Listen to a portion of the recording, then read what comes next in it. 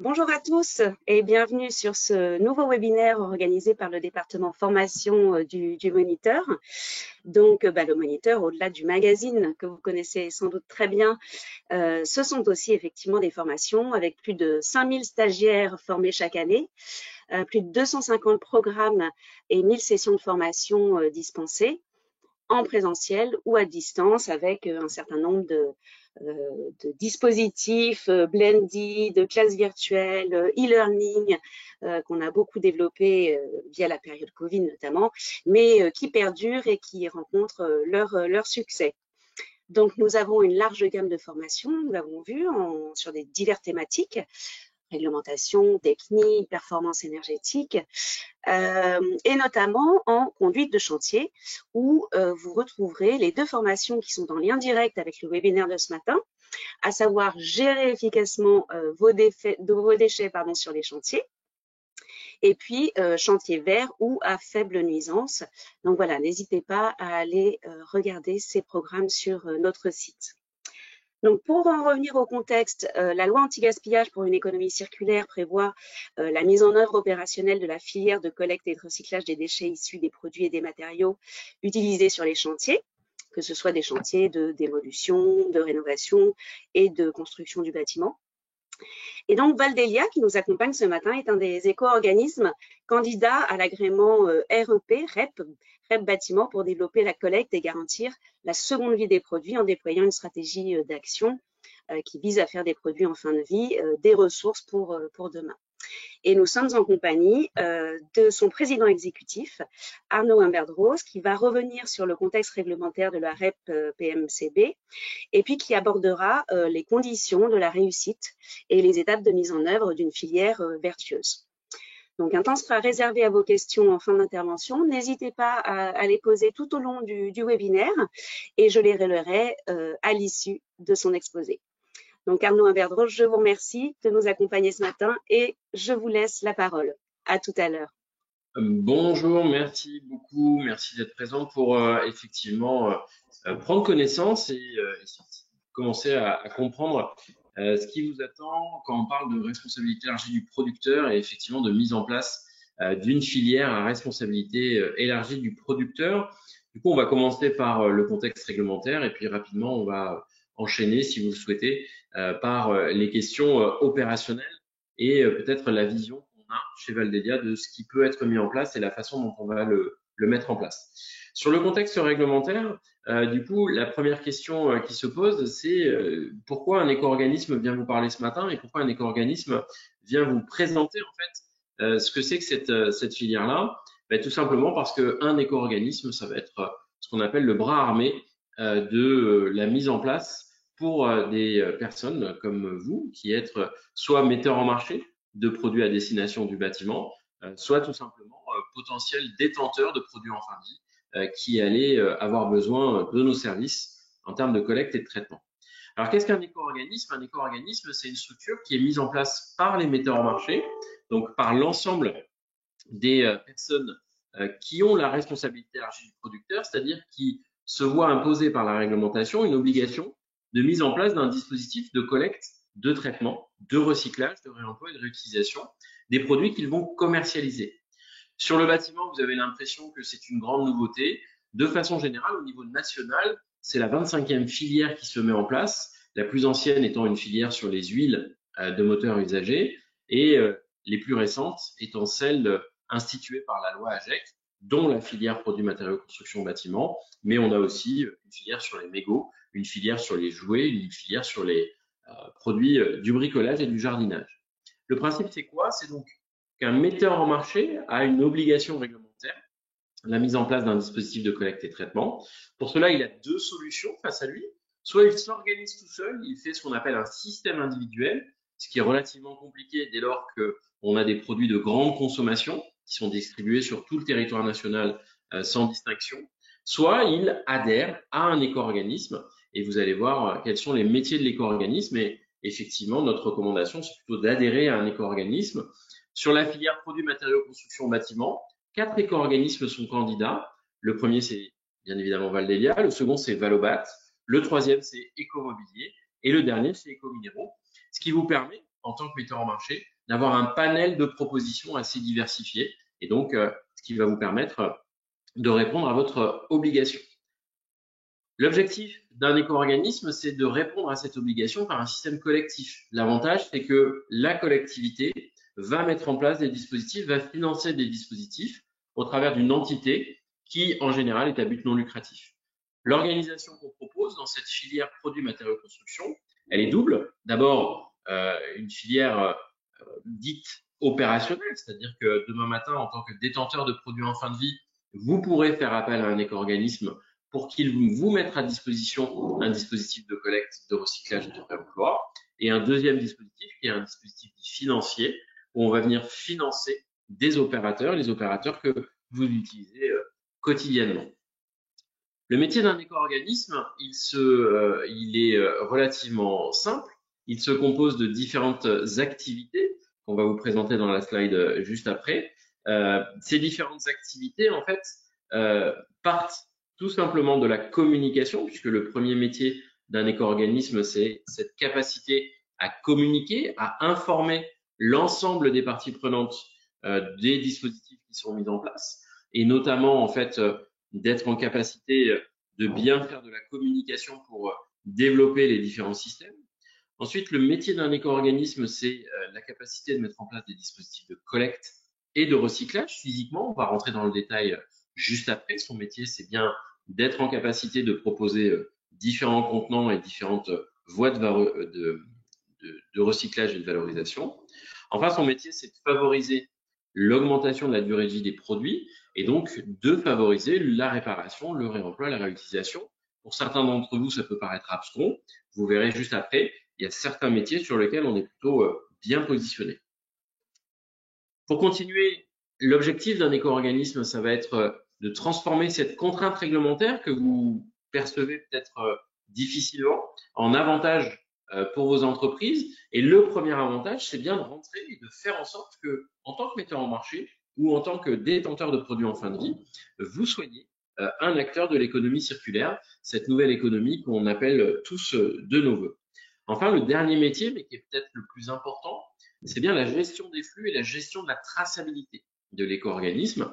Et donc, en tant que gestionnaire de traçabilité de l'éco-organisme va garantir la traçabilité de l'ensemble des produits. Et donc, vous le voyez au travers de cette slide, on vient vous résumer le métier de l'éco-organisme, donc informer, collecter, recycler, réemployer, accompagner et enfin garantir la traçabilité des produits. Vous me direz quand passer les slides, Monsieur Imberdroz, excusez-moi parce que j'ai perdu votre image, je ne sais pas pourquoi, donc n'hésitez pas à me dire slide suivante. Merci. Je vous propose de passer au slide suivant. Quels sont les principes d'un éco-organisme? Un éco-organisme, c'est fondé sur, je vous l'ai dit, l'idée que la gouvernance est bien faite par les metteurs en marché. On est une entreprise qui est pilotée par ceux qui ont cette obligation réglementaire. Ça, c'est quelque chose de fondamental dans la construction d'un éco-organisme. Le deuxième fondamental d'un éco-organisme, c'est la non-lucrativité. Un éco-organisme, c'est une société qui va percevoir l'éco-contribution que vous allez générer. Cette éco-contribution, notre objectif, c'est de reverser 100% de cette éco-contribution dans le développement de cette filière. Et comme je vous l'ai dit, dans le développement à la fois de la capacité à informer, mais aussi dans le développement des technologies qui vont nous permettre de mettre en œuvre des dispositifs de recyclage. On va rentrer dans le détail juste après. Ensuite, on va parler de neutralité commerciale. Un éco-organisme va traiter sur le même pied d'égalité l'ensemble de ses metteurs en marché, quelle que soit leur taille, quelle que soit leur origine.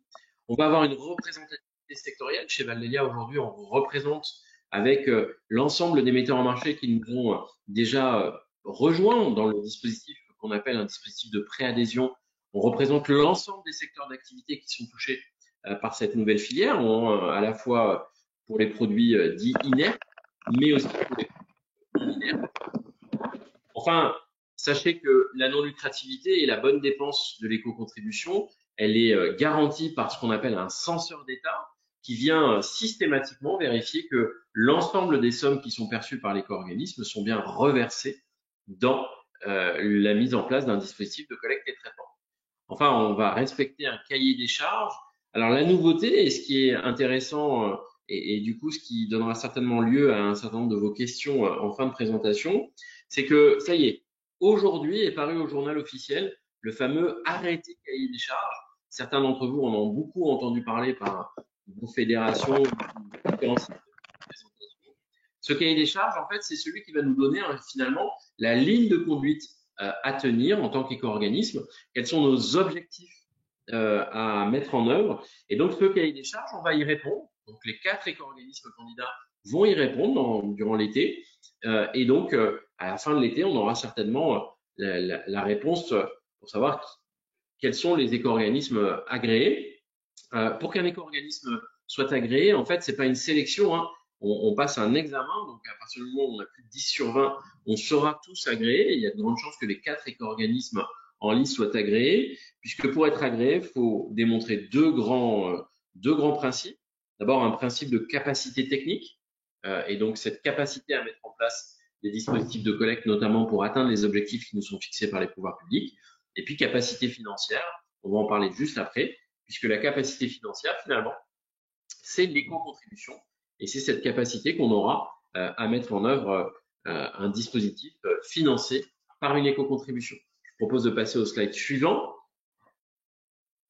L'idée, c'est ici de vous présenter finalement le calendrier à venir. On est beaucoup plus sûr de ce calendrier-là maintenant, puisque, comme je viens de vous le dire, le cahier des charges est paru au journal officiel, donc c'est lancé. Ce cahier des charges officiel nous parle bien du 1er janvier 2023 pour lancer une partie des opérations de collecte et de traitement, notamment les opérations de collecte chez les distributeurs et les négoces. Ces opérations-là se feront en janvier 2023 sur la base en fait de déchets triés. Et puis en 2024, on viendra intervenir sur les chantiers et puis sur ce qu'on appelle les bennes en conjointe, c'est-à-dire que on n'ira pas forcément jusqu'au tri 7 flux, mais on séparera les flux miscibles pour pouvoir opérer. Alors qu'est-ce qui va se passer maintenant? Il va se passer, voilà, vous l'avez vu, je viens de vous le dire, donc nous allons répondre et écrire un dossier de demande d'agrément qui a pour objectif finalement de répondre à cette première étape qui est la fin de la rédaction du cahier des charges et donc pour nous l'agrément de l'éco-organisme. Donc on va remettre notre plan stratégique à 6 ans au pouvoir public pour leur dire ben voilà dans les 6 ans qui viennent la façon dont on va s'organiser. J'insiste sur l'idée en fait qu'on est bien dans un plan stratégique et je vous rassure sur le fait que 1er janvier 2023, ce ne sera pas le grand soir. On ne passera pas d'une situation actuelle, hein, qui est une situation certes non optimale, mais quand même maîtrisée par un certain nombre d'entre vous, à une nouvelle situation. Il y a une notion très importante dans la mise en œuvre de cette filière, et on y est très attaché chez Valdelia, c'est la notion de progressivité. Et donc, on a bien 6 ans pour pouvoir mettre en œuvre cette filière et la mettre en œuvre correctement. Ensuite, une fois qu'on sera agréé, on va se coordonner avec les autres éco-organismes. Il y a certains sujets sur lesquels on va devoir se coordonner pour pouvoir en fait offrir à la plupart des détenteurs de produits en fin de vie finalement un dispositif le meilleur dispositif pour l'ensemble des parties. Et donc le meilleur dispositif, c'est un dispositif sur lequel on sera tous coordonnés. Et enfin, 1er janvier 2023, on commence à déployer et vous verrez, on va vous présenter en tant que Valdelia une partie de ce qui pourrait être fait au 1er janvier 2023. Alors, il y a quelques sujets sur lesquels on a encore des questions, tout simplement parce que on est dans une nouvelle filière, on est dans un métier très terrain, très opérationnel. Et donc, en tout cas, chez Valdelia, on considère que il nous reste cette fin d'année 2022 et cette année 2023 pour bien venir confronter l'idéation qu'on va avoir dans ce dossier de demande d'agrément et la réalité de ce qui est faisable et notamment la capacité d'acceptation des différentes parties. Et donc, pour nous, en tant que Valdelia, l'année 2023, c'est une finalisation des expérimentations que je vais me permettre de vous présenter. Si vous voulez bien passer au slide suivant, on va parler un peu du sujet important, notamment pour cette mise en œuvre et qui effectivement peut être un sujet terrifiant pour certains d'entre vous, c'est la mise en place de l'éco-contribution. Alors, l'éco-contribution, beaucoup d'entre vous, et je le sais, dans les semaines, dans les mois qui viennent, voire dans les années qui viennent, vont l'appeler écotaxe. Alors, effectivement, j'ai tendance à dire qu'on est comme du Canada Dry, c'est-à-dire que ce n'est pas une taxe, mais ça y ressemble fortement, puisque c'est imposé par les pouvoirs publics Et l'ensemble des metteurs en marché, je vais vous expliquer ce que c'est qu'un metteur en marché, vont avoir l'obligation de faire payer à leurs clients cette éco-contribution. L'intérêt, il est double. Le premier, c'est que cette éco-contribution, je vous l'ai dit, je vous le répète, c'est bien les metteurs en marché qui vont décider de son montant. Metteurs en marché, administrateurs des différents éco-organismes, certes, pas tous les metteurs en marché, mais quand même une grande partie, finalement, de nos metteurs en marché, puisque c'est bien les metteurs en marché d'un éco-organisme qui vont décider du montant des éco-contributions. Ça, c'est le premier sujet qui est important, puisque en fonction de l'ambition que va avoir un éco-organisme, on va avoir des montants d'éco-contributions qui vont être un peu différents. Alors, il n'y aura pas de différence de 5 à 10, 15, 20%, bien évidemment, mais il y aura quelques différences en fonction, par exemple, de l'implication qu'on souhaite avoir dans les dépenses de recherche et développement. Je vais vous l'expliquer juste après. Le deuxième avantage de cette éco-contribution, c'est que finalement, c'est une taxe fléchée. Tout l'argent que vous allez remettre à la filière au travers de cette éco-contribution va bénéficier à la filière. Et ça, c'est quelque chose qui est relativement novateur dans le système de financement des obligations publiques par l'État, puisque du coup, on ne va pas remonter à Bercy dans une espèce de chambre noire, dans la caisse au trésor, et puis essayer de reverser en fonction de celui qui crie le plus fort. Non, là, 100% des sommes vont être redistribuées.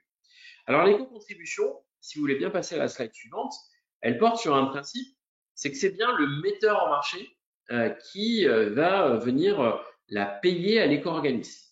Alors, qu'est-ce qu'un metteur en marché au sens de la réglementation? Metteur en marché producteur. D'abord, c'est un fabricant sur le territoire national, Drôme et Com comprise. Je ne vous l'ai pas dit, effectivement, cette réglementation est une réglementation franco-française, puisque la REP, bien que ce soit un concept européen, elle n'existe, la REP produits, matériaux, construction, bâtiment n'existe que sur le territoire national. Et donc, tout fabricant qui a une usine sur le territoire national, Drôme et Com comprise, est donc considéré comme fabricant et donc considéré comme le premier metteur en marché, celui qui va générer pour la première fois ce montant d'éco-contribution.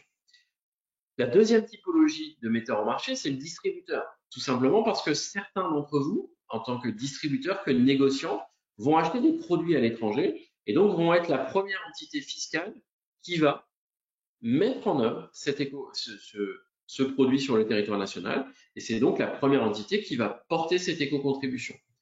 Le troisième type de producteur, de metteur en marché, c'est le distributeur ou le négociant qui fait des produits à marque propre. Les fameux produits Point P, Big Mat, Gedimat, etc., que chacun d'entre nous peut aller acheter pour bricoler dans sa maison. Ces produits-là sont considérés comme des marques distributeurs et à ce titre, c'est bien le distributeur avec ses produits à marque propre qui est considéré comme le producteur, comme le metteur en marché. Et je le sais, n'hésitez pas à nous interpeller sur ces questions-là avec des cas de figure très concrets parce que c'est une question complexe. Nos 10 ans d'expérience nous permettent de bien comprendre les tenants et les aboutissants. Et c'est très important, effectivement, de bien savoir si vous êtes finalement metteur en marché ou pas. Et donc, ça va déclencher dans votre entreprise plus ou moins de contraintes par rapport à la mise en place de cette filière produits, matériaux, construction, bâtiment. Si vous voulez bien passer à la slide suivante. La définition du point de vente. Cette filière produits, matériaux, construction, bâtiment définit en fait que les dispositifs de collecte, et on va en reparler juste après dans le dispositif que nous on propose de mettre en œuvre, vient mettre une contrainte nouvelle sur les points de vente, et notamment sur les points de vente chez les distributeurs négociants dont la surface de vente est supérieure à 4000 m². Alors, la surface de vente, c'est l'ensemble des surfaces qui sont mises à disposition de la vente en comprenant les stocks. Ce qui fait que potentiellement, on ne va pas parler de la surface du bâtiment, mais on va bien parler de l'ensemble de la surface sur lequel on va avoir des produits destinés à la vente, y compris les stocks. Ce qui fait qu'aujourd'hui, on va avoir des chiffres qui atteignent 80-90% des distributeurs négociants qui vont être concernés, multimatériaux, qui vont être concernés par l'obligation de mettre en place un dispositif de collecte sur leur site.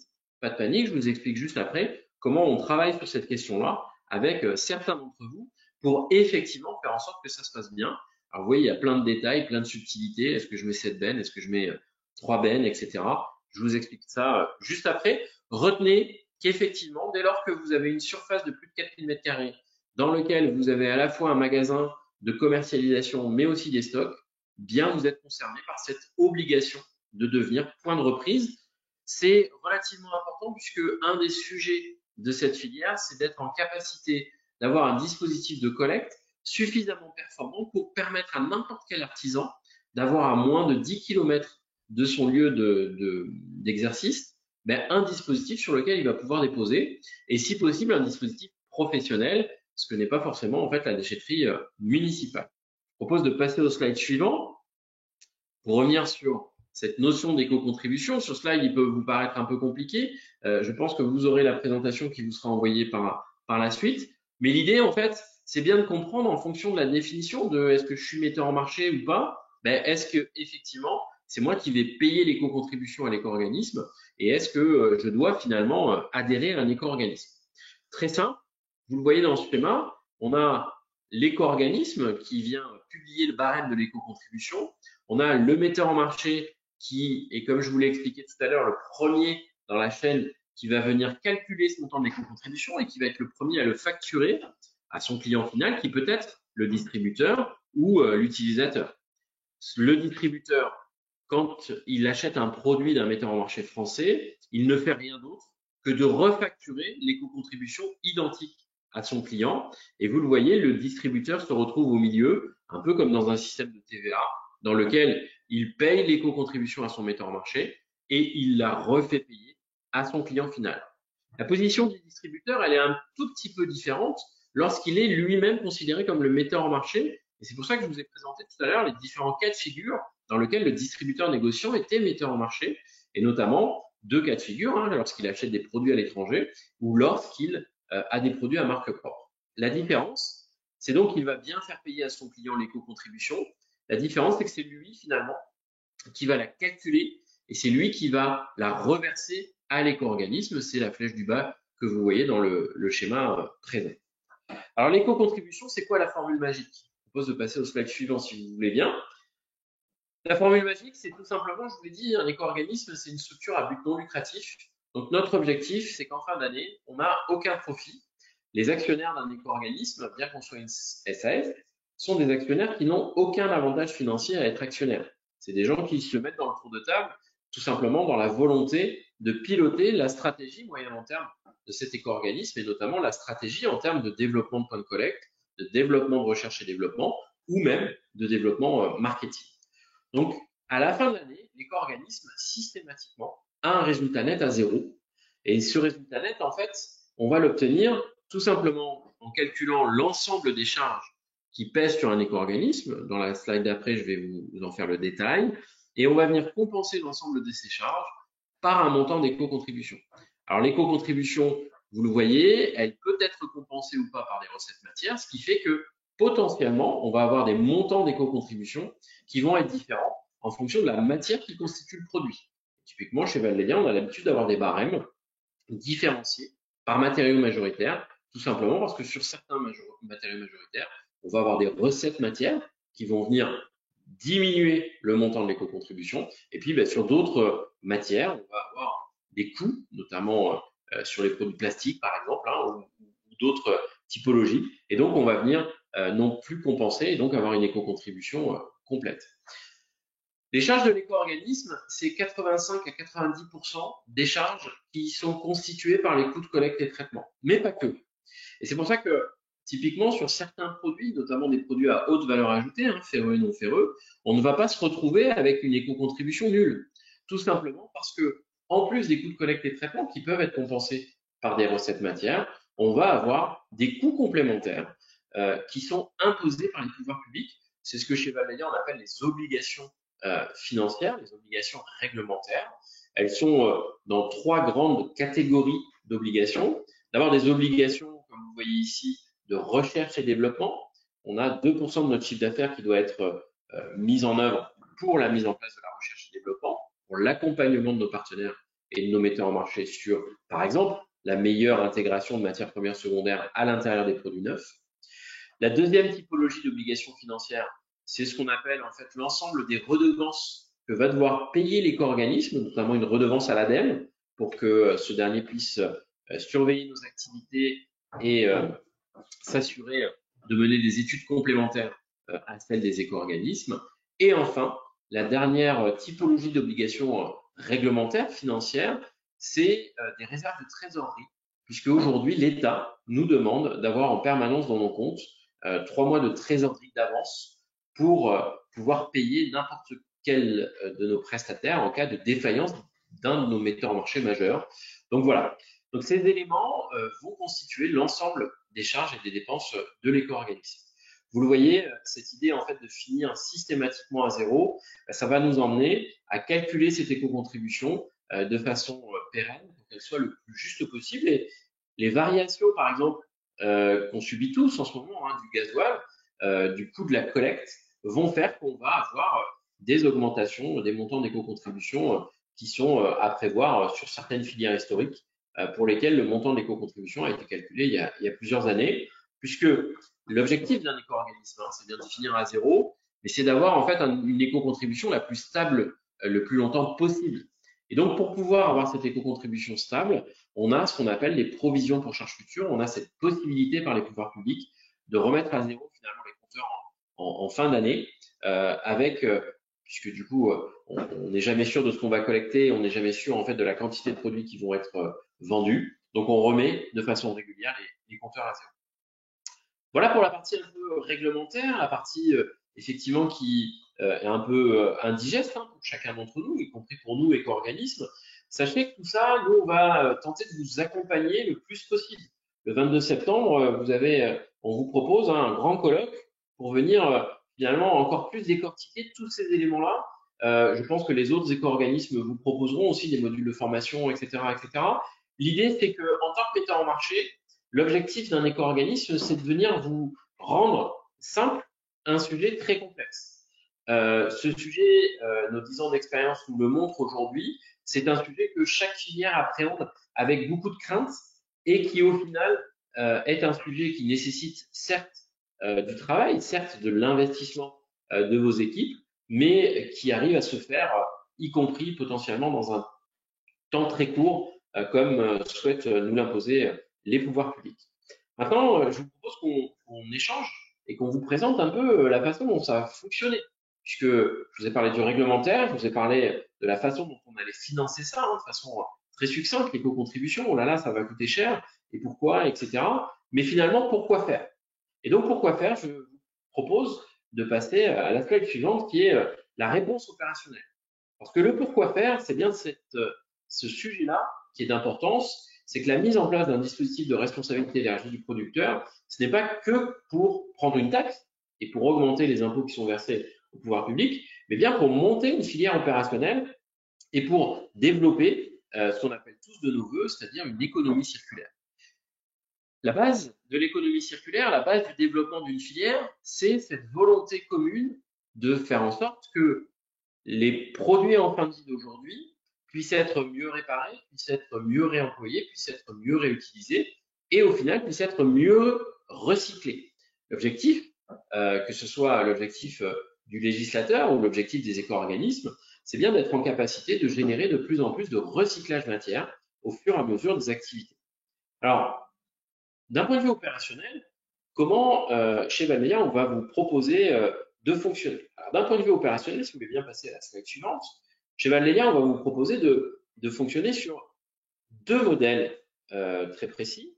Le premier, c'est la collecte directe en chantier, dès lors que le chantier générera sur l'ensemble de sa durée plus de 50 mètres cubes de produits, matériaux de construction, bâtiments en fin de vie. Je vais venir vous décrire en fait les typologies de chantier auxquelles on va être confronté et donc les catégories de déchets auxquelles on va être confronté. Et d'un point de vue opérationnel, l'éco-organisme ne fait rien. L'éco-organisme, c'est un incendier.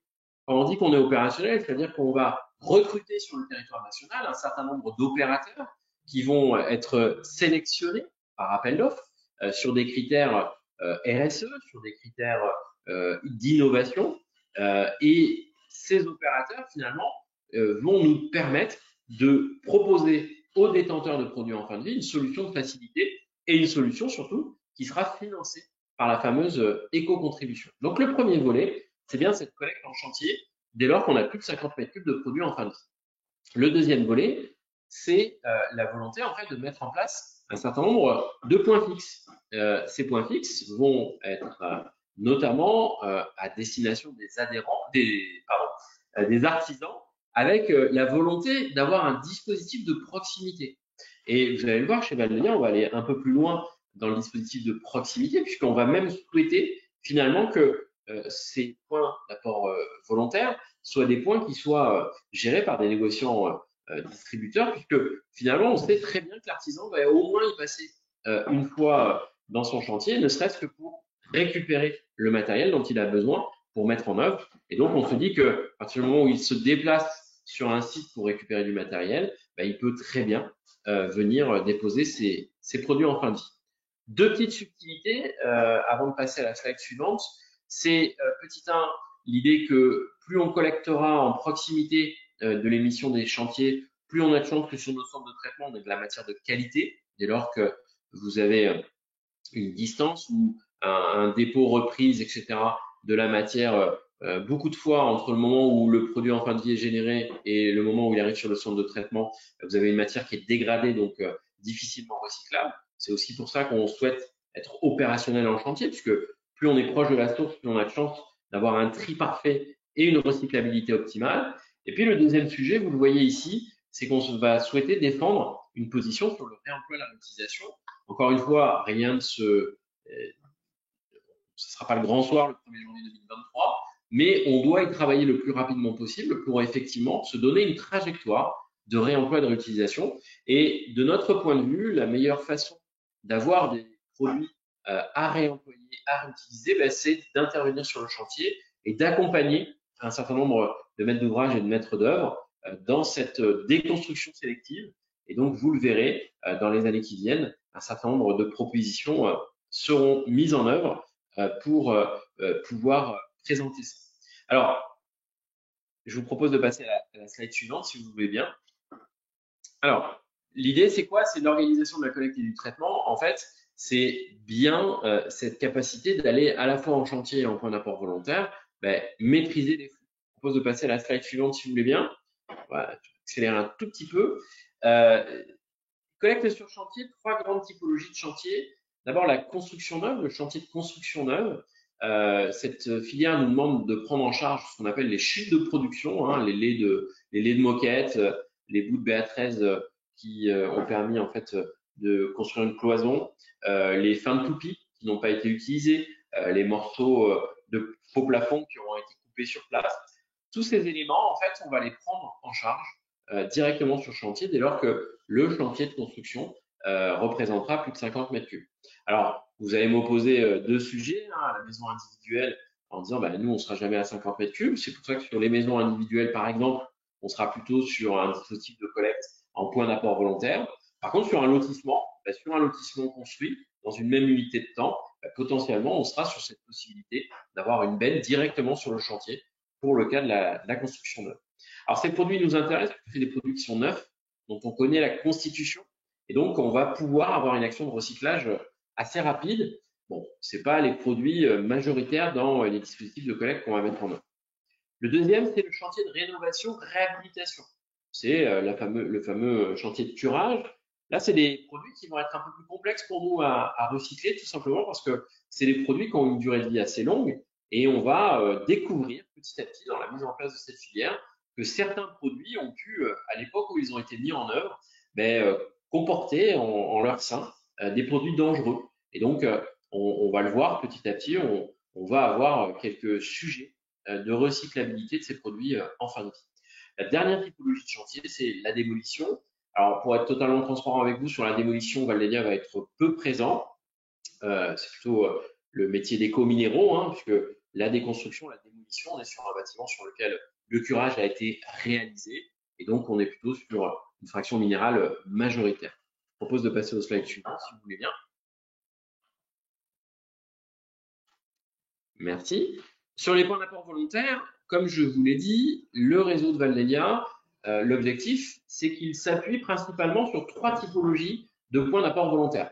D'autres éco-organismes vont rajouter une quatrième typologie de points d'apport volontaire, qui est la déchetterie municipale. En ce qui nous concerne, on considère que ce n'est pas un point de collecte performant, pour deux raisons. La première, c'est qu'il est toujours compliqué et dangereux de faire en sorte que à la fois des ménages et des professionnels se croisent en un même lieu. On n'a pas la même temporalité entre l'entrepreneur qui a besoin de vite décharger sa camionnette et le couple de retraités qui vient décharger ses déchets verts. On voit sur les déchetteries municipales, ça peut créer des conflits, des tensions.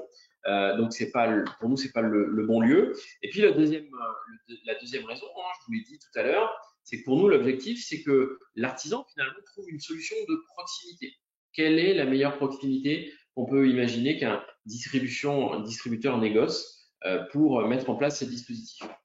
Donc les points d'apport volontaire, c'est distribution négoce. Et vous allez voir, on a commencé un certain nombre d'expérimentations. Si certains d'entre vous nous écoutent aujourd'hui, distributeur négoce, effectivement, c'est des sujets qui vont être intéressants à mettre en place. C'est la conduite au changement. Ne vous inquiétez pas, on a commencé à travailler dessus. On a des expérimentations en cours. Et le processus qu'on va vous proposer en tant que Valdelia est un processus qui prend en compte chacune de vos configurations pour vous permettre à la fois de répondre à votre obligation réglementaire, dès lors que vous avez plus de 4000 m², mais surtout de répondre à la capacité du site. J'en arrive à la déchetterie professionnelle parce qu'on sait très bien qu'un certain nombre de distributeurs négocent, notamment sur, par exemple, les territoires ultramarins, n'auront pas la place. Ils auront bien les 4000 m² de surface pour porter l'obligation, mais ils n'auront pas la place in situ pour récupérer les produits en fin de vie. Il n'y aura pas de sécurisation. Et donc, on va leur proposer finalement de déporter cette obligation, non pas sur une déchetterie municipale, mais sur une déchetterie professionnelle, avec des horaires d'ouverture, une amplitude d'horaire qui correspond aux besoins de l'artisan et une proximité évidente du réseau de distribution et de négoce. Dernier sujet, c'est le centre de massification volontaire. Le centre de massification volontaire, c'est quoi? C'est potentiellement un distributeur négoce qui n'est pas multimatériaux, et donc on lui proposera bien la mise en place d'un dispositif de collecte. Imaginons, on a un vendeur de carrelage, il ne fait que du carrelage.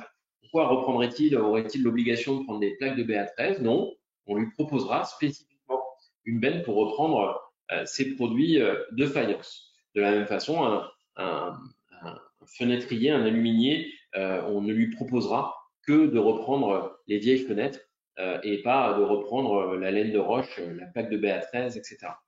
Le deuxième typologie de centre de massification volontaire, c'est finalement ce tissu de TPE, PME, de petits artisans qui ont sur les territoires de la place, qui ont un petit hangar et qui ont cette volonté, qui ont cette habitude de ramener les produits en fin de vie d'abord sur le hangar avant d'aller les déposer. Eh bien, plutôt qu'ils reprennent les produits de leur hangar pour les déposer sur un centre de massification, notre objectif, ce sera de leur proposer directement d'avoir un contenant chez eux mis à disposition par notre éco-organisme.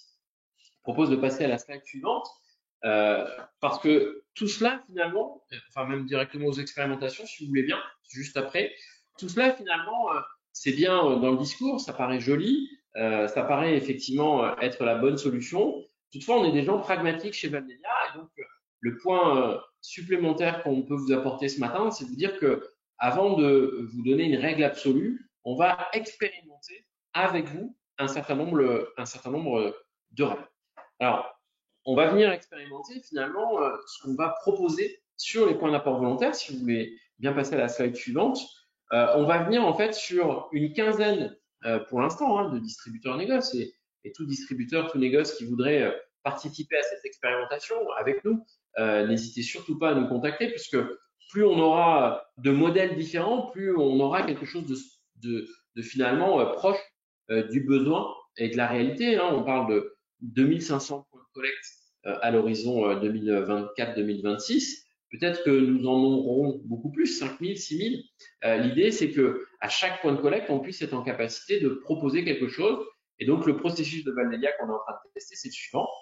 D'abord, un audit de site, puisque chacun d'entre vous va avoir une situation différente par rapport à cette collecte des produits en fin de vie, en tant que point d'apport volontaire.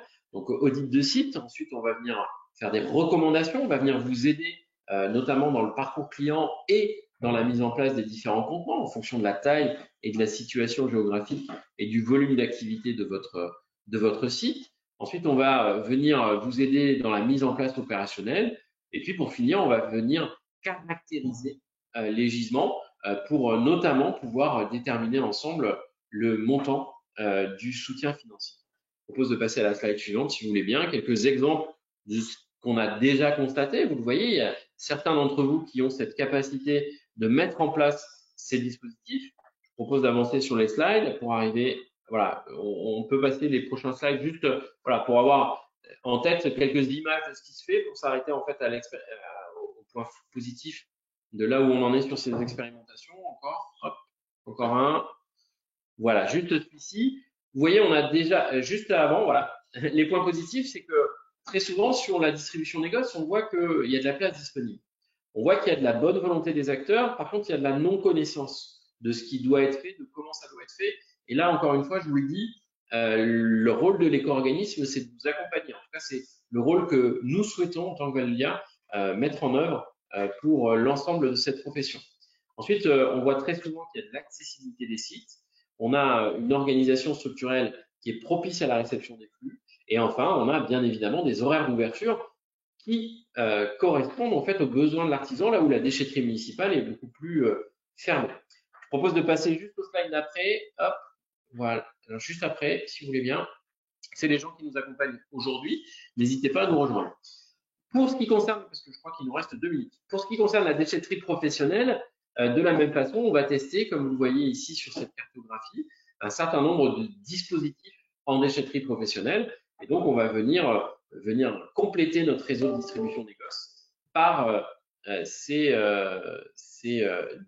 différentes déchetteries professionnelles. Je propose de passer juste voilà, hop, encore, n'hésitez pas. Donc, c'est des exemples en fait de ce qui est mis en place. Pour finir, juste voilà, sur les déchetteries professionnelles, donc encore une fois, on a une accessibilité, on a des horaires qui sont optimisés, et puis on a cette capacité, ce professionnalisme en fait à la réception des différents flux. Je propose de passer au chantier, si vous voulez bien, rapidement, pour vous montrer qu'on teste aussi sur chantier les expérimentations. Allez-y. Donc on fait le même, encore un, juste si vous voulez bien, encore un. Donc vous voyez, on se rend bien compte que sur les chantiers, effectivement, on va avoir de tout. Encore un si vous voulez bien. Hop, merci beaucoup. Et donc, ce qu'on constate sur les chantiers, c'est qu'effectivement, encore ici, hein, il y a notamment sur les chantiers de construction, finalement, on va faire en sorte qu'il y ait peu de déchets. On va pouvoir être en capacité de développer, comme on le souhaite, le réemploi, la réutilisation. Et encore une fois, ici, c'est bien la connaissance des dispositifs qui va permettre aux différents acteurs de mettre tout cela en place. Alors, on a voulu vous dire beaucoup de choses là dans ces 3 quarts d'heure. J'espère que j'ai pas été trop long. Je propose qu'on passe peut-être aux questions si vous le voulez bien, puisque du coup, je pense que c'est la question qui se pose. Alors, 2 choses importantes, si vous, ouais, juste le slide d'avant, 2 petits éléments si vous voulez des compléments d'information. Donc, le 23 juin, il y a encore des places disponibles. N'hésitez pas à nous rejoindre à Paris à la Maison des Canaux pour justement en apprendre plus sur ces expérimentations, voir si vous souhaitez participer à ces expérimentations sans aucun souci. Donc, vous allez sur le site, sur notre site internet, hein, et vous trouvez tous les liens pour pouvoir vous connecter. Et comme je vous l'ai dit, on organise le 22 septembre 2022. Alors là, on y va encore plus clair puisque on sera rentré dans le processus d'agrément avec les pouvoirs publics. Hein, le texte est paru aujourd'hui. Le 22 septembre, on sera bien avancé dans le processus d'agrément. Donc, on aura des réponses encore plus concrètes à vous apporter. Donc, n'hésitez pas aussi à vous inscrire à ces 2 événements organisés par Valdélia dans lesquels on souhaite vraiment pouvoir vous apporter tous les éléments de connaissance pour que vous puissiez au mieux comprendre cette filière. Voilà, on avait dit 12h15, je crois qu'on est pas mal. Du coup, je vous laisse poser toutes les questions possibles et imaginables. Merci beaucoup d'avoir respecté effectivement le temps imparti. On a beaucoup de questions. On va sans doute pas pouvoir répondre à tout là ce matin. Et puis veuillez m'excuser si je vous pose des questions auxquelles vous avez répondu au cours de votre intervention. Mais bon, je vous enverrai quoi qu'il arrive toutes les questions, Monsieur Humbert-Rose. La première, c'est sur les questions, en fait, est-ce qu'il y a l'identification de la personne Enfin, est-ce que vous souhaitez qu'on réponde directement ou on vous fera des réponses à vous que vous transférerez par la suite? Alors, je verrai ça avec vous par la suite, mais effectivement, on tâchera de répondre à chacun si ça n'a pas été fait durant cette séquence de questions-réponses. Donc, c'est vrai qu'on a beaucoup parlé du recyclage, du recyclage, du recyclage, même si vous avez évoqué le réemploi. Et c'est vrai que la loi AGEC impose finalement une hiérarchie de traitement qui met le réemploi avant le recyclage. Donc, par rapport à ça, comment est-ce que vous vous situez? Alors, on est les pionniers du réemploi et de la réutilisation au niveau de la filière mobilier, puisque dès 2012, on a créé en fait une structure spécifique pour accompagner nos metteurs en marché, avec une philosophie très simple qui était de dire que le réemploi, c'est pas le truc méchant, c'est pas le concurrent de la fabrication de produits neufs, c'est le complément d'activité, et c'est même en fait quelque chose de très positif, parce que plus on va fabriquer un produit qui est réparable, réemployable, réutilisable, puis on va rentrer en fait dans une logique de qualité et de long terme. Et donc, pour l'entreprise, en tout cas pour les entreprises qui nous accompagnent sur le mobilier, c'est quelque chose d'essentiel. Sur la partie produits, matériaux, construction, bâtiment, on a exactement la même organisation. On est en train de lancer, et vous allez voir un événement de lancement sur le mois de juin, finalement un dispositif qui s'appelle le booster circulaire. Alors, dans le monde de la PMCB, ça ne s'appellera pas le booster, mais l'idée, en fait, c'est tout simplement d'aller aider les structures qui souhaitent développer des activités de réemploi et de réutilisation avec notre connaissance, avec notre réseau, les aider en fait à structurer une offre qui est une offre de qualité. Dernière chose sur le réemploi et la réutilisation, c'est pour ça qu'on souhaite intervenir directement au chantier, parce qu'en chantier, on va avoir le fameux diagnostic PEMD, qui va nous dire ce qui est réemployable, ce qui est réutilisable. Et l'objectif pour nous, ça va être d'accompagner celui qui doit déposer dans sa négociation avec le donneur d'ordre pour pouvoir en fait obtenir une déconstruction sélective et tout un accompagnement. On pourrait faire un webinaire spécifique de 2 heures sur le réemploi et la réutilisation. En attendant, je vous renvoie vers un site qui s'appelle expert.valdelia.org sur lequel vous trouverez en fait notre philosophie réemploi et réutilisation qu'on développera sur la PMCB. Je vais essayer d'être court pour les prochaines réponses. Alors, on a eu pas mal de questions.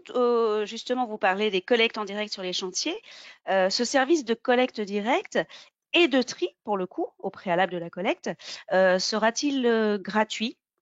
C'est l'objectif du législateur. C'est-à-dire qu'à partir du moment où on aura des produits qui seront triés, on nous demande d'organiser un dispositif de collecte gratuit en chantier dès lors qu'il y a plus de 50 mètres cubes. Alors, les 50 mètres cubes, on nous demande de venir réinterroger le seuil par des études qui seront faites en 2023 et 2024. Mais l'objectif, c'est que, alors, certaines mètres que vous avez vues sur les photos, on les prendra pas gratuitement parce que non trié et un peu pas propre, en tout cas impropre au réemploi et au recyclage. Mais dès lors qu'on va respecter le cahier des charges qui sera commun à tous les éco-organismes, c'est-à-dire qu'il y aura un certain nombre de flux triés, etc., oui, ce sera gratuit. D'accord. Alors attention, hein, juste, peut-être je vais répondre en avance à une autre question, mais quand on dit quand on dit produit trié, et on le voit dans dans l'avancement des chantiers, bah, potentiellement, ça ne veut pas dire 7 bennes au même instant, au même endroit, au même moment sur un chantier. Ça peut aussi être dans le séquençage, et ça c'est notre savoir-faire. Dans le séquençage du chantier, on dit bah, le lundi, on vient collecter les produits minéraux, le mardi, les plaques de BA13, le mercredi, les dalles de plafond, etc. Et donc, c'est cette révolution d'organisation qui va être intéressante à piloter et qui va prendre un peu de temps. Et alors, justement, vous parlez des différents matériaux. Qu'est-ce qu'il en est au niveau réglementaire et du coup au niveau opérationnel de l'amiante?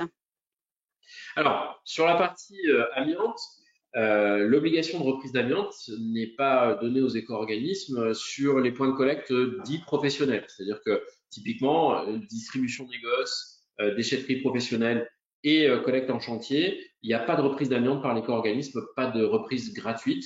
Il y a un dispositif qui fonctionne, qui est financé par le détenteur du bâtiment. C'est un peu différent sur la collectivité. Sur la collectivité, comme on s'adresse aux ménages, là, il y a la reprise de l'amiante. Et donc, il y aura tout un dispositif de surveillance pour être sûr que les professionnels ne viennent pas déposer de l'amiante en collectivité. Oui, c'est sûr. Et par rapport au chantier où une entreprise de démolition est nécessaire, est-ce que le chantier pourra exiger en fait de cette entreprise de démolition d'être adhérente à un éco-organisme? Alors, l'entreprise de démolition, non, puisque un adhérent, c'est un metteur en marché. Par contre, Mhm. le propriétaire du bâtiment pourra imposer aux démolisseurs d'utiliser un éco-organisme. Et donc, on le voit, nous, par exemple, dans la partie mobilier, aujourd'hui, dans les cahiers des charges, qui sont faits à la fois par l'acteur public, mais aussi par l'acteur privé, dans les cahiers des charges, il est précisé que l'élimination des déchets sera confiée à tel ou tel éco-organisme. Alors, dans le mobilier, c'est Valdelia. Dans la partie produits, matériaux, construction, bâtiment, comme on se doit d'être équitable, ça sera Valdelia, Valobat ou Ecomobilier en fonction des propositions qui sont faites. Et puis, on va... C'est bien le propriétaire qui va décider où vont ces produits en fin de vie. D'accord. Et alors, on a pas mal de questions également d'artisans. Je vais essayer de les regrouper en une question. On nous dit qu'effectivement, l'artisan aura sans doute d'autres types de déchets que les 7 flux que nous avons évoqués. Donc, est-ce qu'il va devoir aller dans différents points d'apport volontaire pour aller au-delà en fait de ces 7 flux? Et puis, les artisans, s'ils adhèrent à un organisme, un éco-organisme, auront-ils un agrément pour pouvoir le mettre en avant, par exemple, sur les mémoires techniques qu'ils font lors de réponses à des appels d'offres? Alors, deux questions effectivement différentes. D'abord, le multiflux. Alors, vous l'avez compris, on a très peu présenté Valdelia. Valdelia est un éco-organisme agréé sur la filière mobilier professionnel depuis une dizaine d'années. On s'agrée aujourd'hui sur la filière produits, matériaux, construction, bâtiment, et demain, on se propose pour être agréé sur la filière emballage. Pourquoi? Parce que justement, les flux résiduels, en général, ce sont des flux d'emballage. Et donc, bien évidemment, la proposition de valeur qui est faite, c'est de dire, finalement, on va prendre en charge l'ensemble des produits en fin de vie que vous avez et on va, par exemple, travailler sur les produits dangereux pour pouvoir avoir un accord avec notre camarade EcoDDS et faire en sorte qu'effectivement, il puisse y avoir cette prise en charge. Sur la deuxième partie, oui, il y aura le développement effectivement d'un dispositif adhérent Valdelia, bien évidemment, comme on l'a sur la partie mobilier. Et c'est quelque chose d'important, ça, puisque du coup, effectivement, la notion d'adhérent Valdelia va vous permettre, et on va effectivement pas mal travailler avec les donneurs d'ordre, pour s'assurer en fait que ces donneurs d'ordre n'achètent pas notamment des produits à l'étranger en direct sans payer l'éco-contribution. Donc cette marque adhérent Valdelia, elle va avoir deux utilités. La première, c'est effectivement, comme vous venez de le dire, d'avoir peut-être un petit point positif complémentaire par rapport à la concurrence, mais c'est aussi quelque chose sur lequel on va travailler avec les acheteurs pour être sûr que l'acheteur n'achète pas sans éco-contribution. On est aussi là pour régulariser, enfin pour faire en sorte qu'il n'y ait pas de concurrence déloyale entre les metteurs en marché et que 100% des metteurs en marché payent cette éco-contribution, en tout cas la fassent payer à leurs clients. D'accord.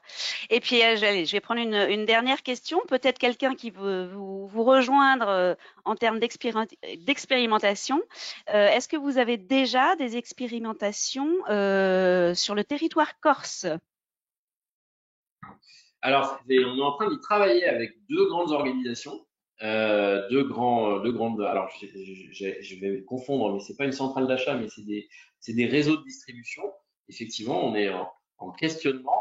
Le territoire corse est un territoire très intéressant en termes de gestion du déchet, puisque peu d'implantation de centres de traitement local, donc on est beaucoup en logistique. Et donc, ce qui va nous intéresser, c'est notamment cette capacité de développer finalement beaucoup de réemploi de réutilisation locale et des dispositifs de traitement sur site. Alors, je suis désolé pour les Corses si vous prenez mal ce que je vais vous dire, mais du coup, ce qu'on va considérer, nous, chez Valdelia, c'est que le territoire corse, il va être traité de façon similaire au territoire ultramarin, en tout cas Martinique, Guadeloupe et Réunion, avec cette idée de dire qu'il faut qu'on soit en capacité finalement de traiter de façon conjointe différentes filières, et notamment par exemple sur le bois, on va venir agglomérer le bois du meuble, le bois du chantier et le bois de l'emballage pour créer des dispositifs de traitement locaux. Donc s'il y a un Corse qui veut travailler avec nous, aucun souci, vous avez nos coordonnées facilement sur le site internet. Ce sera un grand plaisir parce que effectivement, en tout cas, on a des opérateurs sur le territoire corse avec lesquels on travaille depuis une dizaine d'années et qui sont très, comme diraient les jeunes, chaud patate pour mettre en place des particuliers. Et puis allez, j'avais l'idée la dernière, mais il nous reste 2 minutes, 3 minutes. Donc je vous pose cette fois-ci la dernière question. Est-ce que tout ce qu'on a évoqué ce matin est valable pour les ouvrages de génie civil? Alors, ça c'est une très bonne question. Non, les ouvrages de génie civil en fait sont considérés dans la partie travaux publics. Tout ce qui concerne les travaux publics. Alors effectivement, j'ai oublié de le dire et j'en suis confus. Ce qui va concerner la filière produits, matériaux, construction, bâtiment, c'est bien ce qui est dans le bâtiment et dans la parcelle qui est adjointe au bâtiment. Donc par exemple, sur typiquement une route va pas être comprise dedans, hein, donc un pont encore moins. Et par exemple, la canalisation qui permet d'évacuer les eaux usées de la maison vers la rue, elle va être comprise dedans puisque c'est dans la parcelle. Je sais pas si c'est très clair, mais génie civil, c'est pas dedans. Ce qui est dedans, c'est le bâtiment, quelle que soit son utilité, hein, ménage, entreprise, entrepôt, etc., usine et autres, le bâtiment et la parcelle qui le constitue. Tout ce qui est en dehors, c'est pas dedans. C'est pas dedans. Très bien, bah, Monsieur Humbert-Broch, je vous remercie encore pour cette intervention très claire et très complète. Donc effectivement, en route pour l'agrément de votre côté. Et puis, côté de nos participants ce matin, n'hésitez pas, vous aussi, à venir revoir vos obligations réglementaires à travers les formations que nous proposons. Et voilà, j'enverrai à Monsieur Humbert-Rose l'ensemble des questions qui ont été posées ce matin. Voilà, en toute discrétion, il verra il peut y répondre. Mais en tout cas, merci de votre participation. Je vous souhaite à tous un très bon appétit et je vous donne rendez-vous pour un nouveau webinaire du département formation Le Moniteur très bientôt. Merci encore, bonne journée à tous. Merci. Au revoir.